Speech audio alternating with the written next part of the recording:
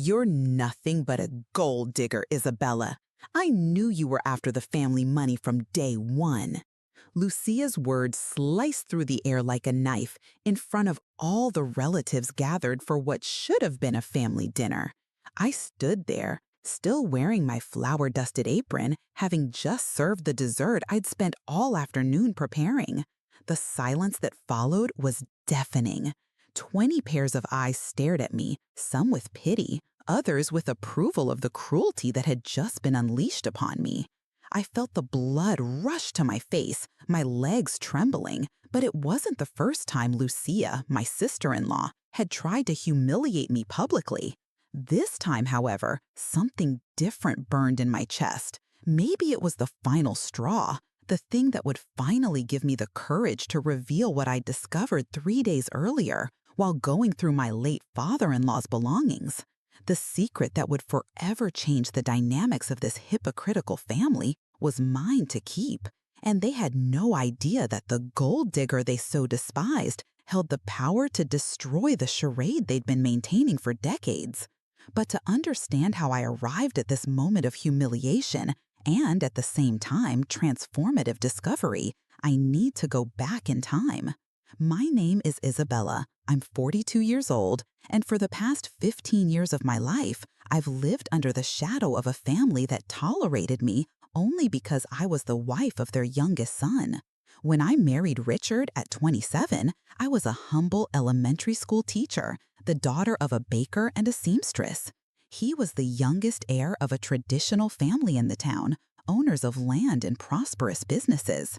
From our first meeting at the Mendoza estate, I felt the weight of their judging stares, especially from Lucia, wife of the eldest son, Charles, who never hid her antipathy towards me. Lucia was everything I wasn't, born into wealth, graduated from a private university, with social connections she loved to flaunt. She had always impeccable blonde hair, perfect nails, and a wardrobe that cost more than I earned in a year of teaching. From the start, she positioned herself as the guardian of the family's values, the one responsible for maintaining appearances, and, above all, for constantly reminding me of my place in that hierarchy. Her insults always came disguised as kindnesses. "Oh, Isabella, it's so nice that you brought a homemade cake. It's so rustic."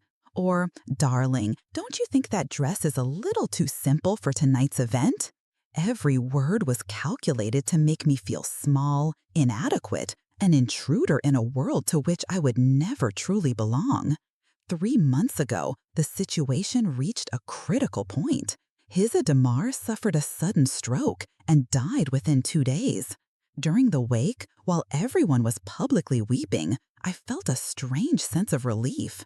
Perhaps with the patriarch's death, the family dynamic would change. Perhaps I would finally find my place. But I was wrong. If before I was only tolerated, now I had become openly unwanted.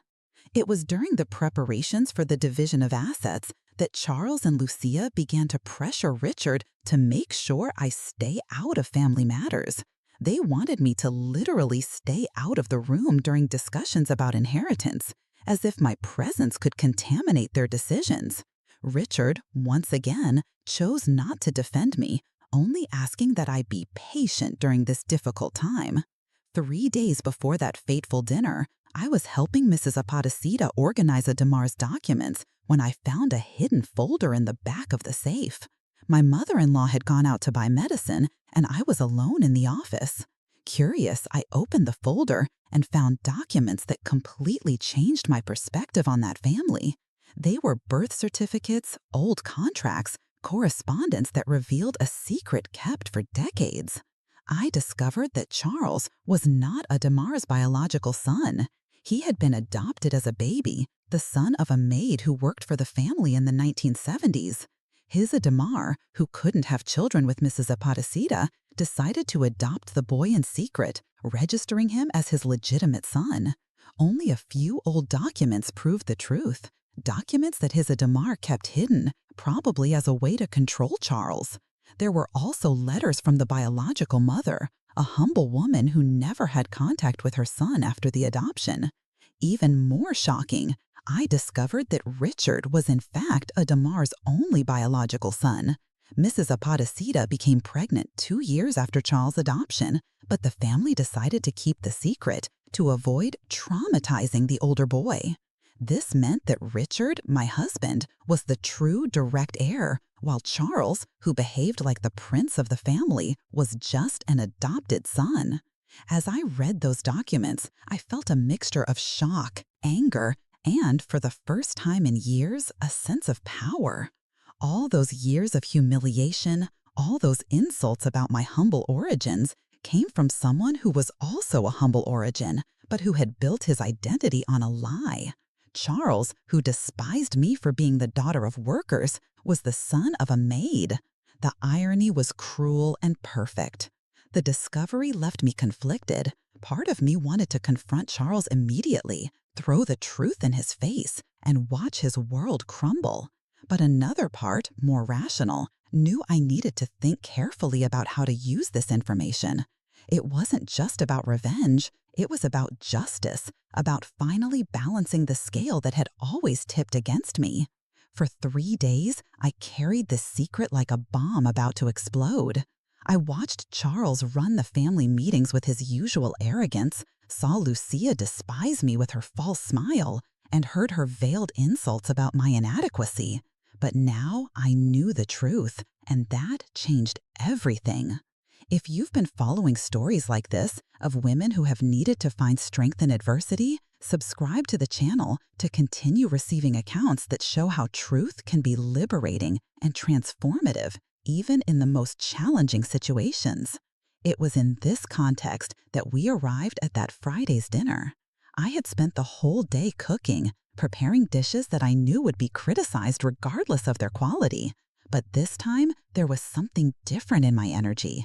I knew that this would be the last dinner in which I would allow myself to be publicly humiliated. Lucia was particularly venomous that night. Perhaps she was euphoric at the prospect of the inheritance, or perhaps she felt she could finally banish me from the family for good. Her insults escalated throughout the meal, criticisms of the seasoning, comments on my dress, insinuations about her uselessness to the family. The others watched in silence, some clearly uncomfortable, but none dared to intervene. The climax came when I was serving dessert, a flan I had spent hours preparing. Lucia looked at the dessert with disdain and said, "Isabella, darling, you really should stop trying to impress us. No matter how hard you try, you'll never truly be part of this family. You're just temporary." Then she uttered those words I mentioned earlier. "You're nothing but a gold digger, Isabella. I always knew you were after the family money from day one." The silence that followed was thick, heavy with expectation. Everyone awaited my usual reaction: tears, embarrassment, perhaps a discreet retreat to cry in the bathroom. But this time, something different happened. I felt an uncanny calm wash over me, as if all those years of humiliation had finally found their purpose. Slowly, I took off my apron and placed it on the table. My voice was firm, clear, without a tremor. "Lucia, it's interesting you talk about gold diggers and who truly belongs to this family." I took the folder I had hidden in the sideboard drawer and placed it on the table. "Especially considering you're married to someone who built his entire identity on a lie." Charles's eyes widened.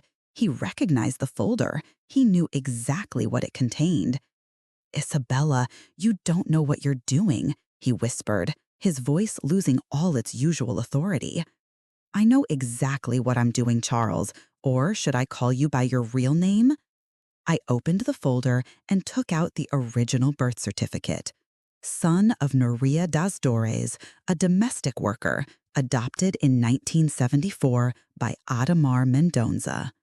My voice echoed through the room in absolute silence. Lucia went pale. That's impossible.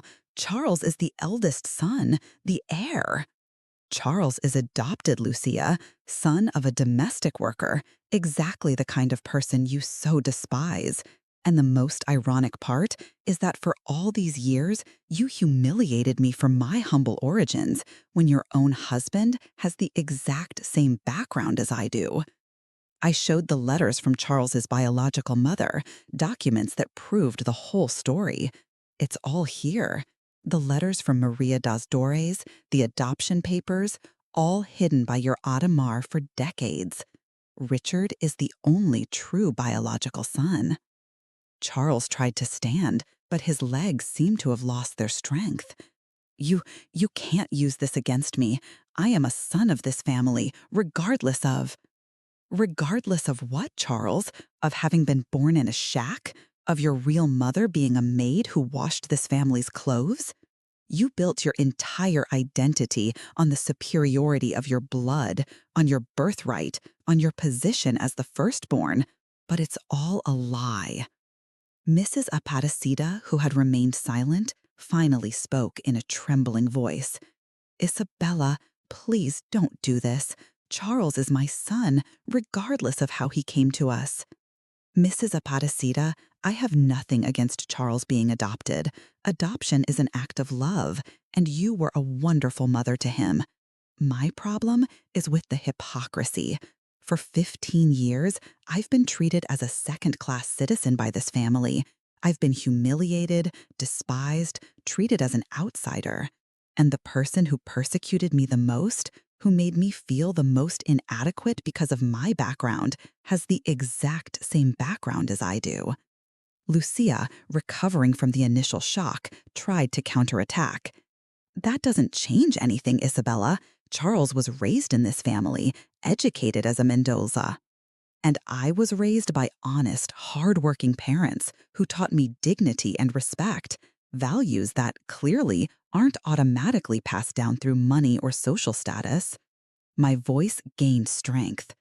You judged me for years for something I couldn't choose, my background, but I chose how to react to it. I chose to work hard, to be a dedicated teacher, to take care of this family, even though I was rejected by it. Charles chose to be arrogant, presumptuous, to use a lie to feel superior. Fernanda, Charles's eldest daughter, who had inherited her mother's sharp tongue, tried to defend her father.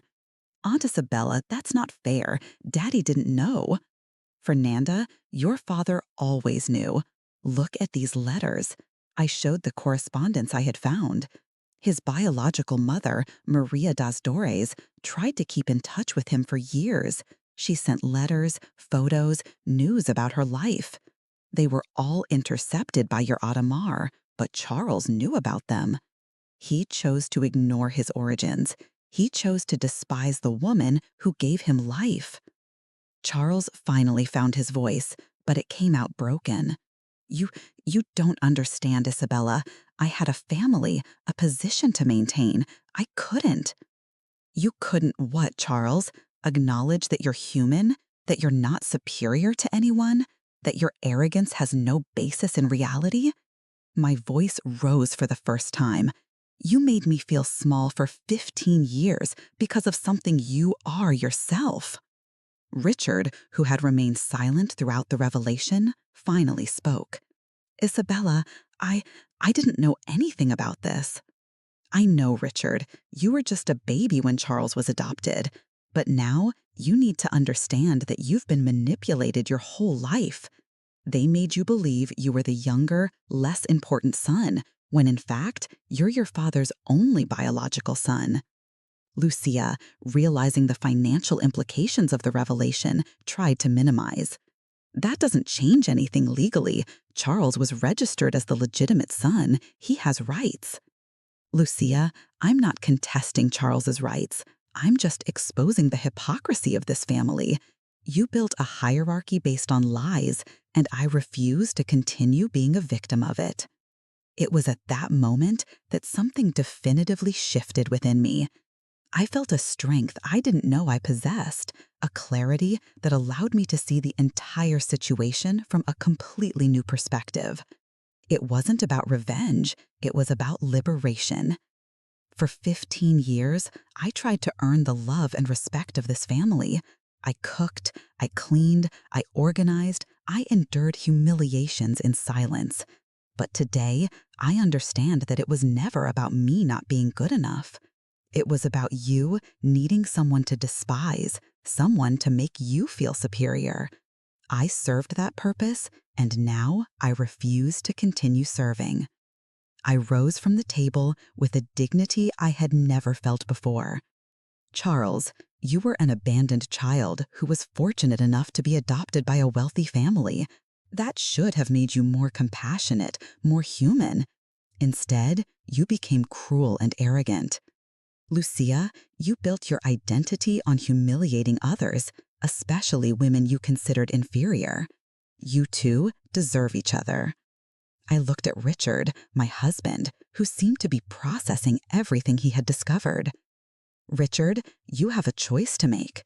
You can continue to be the submissive son who accepts being treated as inferior, or you can claim your place as the true heir to this family.